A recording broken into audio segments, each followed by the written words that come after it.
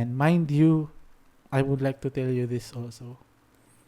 Lahat tayo, ikaw, ako, mama mo, kuya mo, kapatid mo, anak mo, we all have 24 hours a day. Correct? Kasi kung hindi, baka nasa ibang planeta ka. Pero as far as I know, all of us have 24 hours a day. All of us have 24 hours a day. And for someone na merong day job, this is how it actually looks like yung araw-araw. 8 hours of sleep, kung nakaka 8 hours man. 8 hours na work, na nasa trabaho. Merong 4 hours, siguro bigyan ko ng 4 hours para sa chores, like maligo, kumain, tsaka kung ano, maghugas ng pinggan, maglinis ng bahay, and all that. Pero, I assume meron ka pang extra 4 hours eh. And that is a total of 24 hours. Okay? And person without day job naman, syempre natutulog, hopefully 8 hours a day din, 4 hours na chores. Pero anong ginagawa mo sa other 8, 12, anong ginagawa mo sa other 12 hours? Wala ka nang day job. Ano ginagawa mo sa 12 hours? Diba? What the hell are you doing sa 12 hours a day mo? Okay? Now, let me explain this metaphor. Ang 24 hours a day natin is like a glass full of water. Okay? Glass full of water. Sabihin na natin a glass full of water from top to bottom na halos matapon na siya sa sobrang puno is like 24 hours. It's like 24 hours divided into 24 as 1 per hour a day. Now, if you're a person with day job, 8 hours of sleep, 8 hours of work, 4 hours of chores a day, mayroon ka pang 4 hours. Ayan no, kung kanina hindi ito tsura niya, ngayon, ganito na tsura na. Nagkaroon ka ng space dito ng 4, signifying this 4 hours. What are you doing on those 4 hours? Diba? For person naman without day job, alakalain mo 24 hours a day, tapos 12 hours, wala kang ginagawa sa buhay mo. What the hell are you doing on those 12 hours? Kung 8 hours nakaka-sleep ka ng 8 hours at saka 4 hours na chores, kung doing personal things, what the hell are you doing on those 12 hours?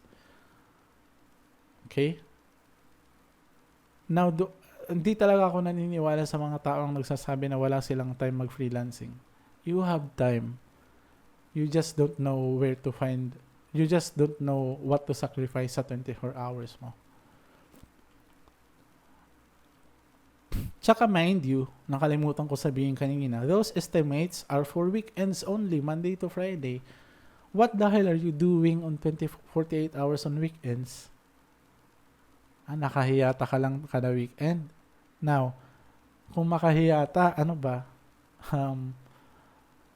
Kumusta yung savings mo? Malaki ba savings mo na parang may time pa tayo humilata kada weekend? Di ba? And I hope meron. Pero if wala, I think we really have to rethink something. Okay? May afford natin magpahinga pero naghihikaos yung bank account natin. Diba? So grind tayo guys. Grind. Now, let me tell you this. Ngayon, gusto mo mag-freelancing. Okay, sabi mo gusto mo mag-freelancing. Okay, alright, go. Puno na nga ngayon yung 24 hours mo, kasama na yung mga basura, mga time wasters na ginagawa mo, mga walang kwentang ginagawa mo. Tapos plano mo pa mag-venture into freelancing. Now let me read this. Your glass of water is already full, including yung mga wasted hours na may ginagawa kang mga walang kwenta. Now, you want to add new water. The water in the glass will for sure overflow. Matatapon talaga. Now, ilagay natin yung freelancing. Your time is already full, including your doom scrolling and other time waster habits. And now, you want to be a freelancer or you want to be a VA. Your time will for sure overflow. Meaning, you have removing the time wasters or bad habits are needed. Diba? Kung hindi mo i-remove yun, saan mo ilalagay sa pwesto yung time mo for freelancing? Studying this, learning about this. Okay? So, I'm going back. Sacrifice the doom scrolling, sacrifice the gaming, lalo na ng mga ilang oras, ilang games ng lalaro ng Mobile Legends. Okay? I'm not against gaming, guys. I'm also a gamer. Pero, if you have, how come you can play Mobile Legends 4 hours a day tas wala kang time to improve yourself? I don't understand the logic. Diba? How come kayang mong umabot for 4 a.m. every day gaming pero improving yourself hindi mo kaya, learning something that will make you a lot of money hindi mo kaya? I don't really understand those kind of people. And I hope if this is you, this is now your calling. Now is the time to change. Okay? Tambay without benefits. Tambay lang. Kung makatambay, parang high school lang, okay lang walang ginagawa whole day. Okay? Kung tambay ka man, kung tambay man at the moment, so make sure wala kang obligation na hindi mo na take into action, ha?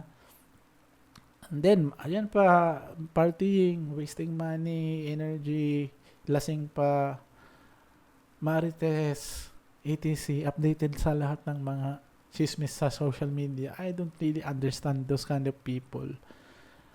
Marami akong FB friends na ganyan. Promise.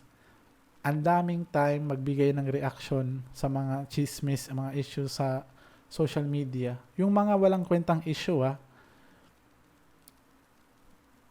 pero kinabukasan magpo-post wala daw pera, magpo-post ng joke na as something na wala daw silang pera, poor daw sila and all that. Like, what the fuck? You have all that time, you spend so much time spending time on the bullshit things, tapos ngayon magrereklamo ka wala kang pera. I don't know. And I hope if you are one of them or ganyan ka, I'm calling you out. Okay? Magbago na tayo, please. Now, let me give you a tip para magkaroon ka ng motivation. Nakita ko to kay Alex Hormozy na nakita nyo kanina. If you want a motivation, check your bank account now or check your bank account every morning. You are welcome.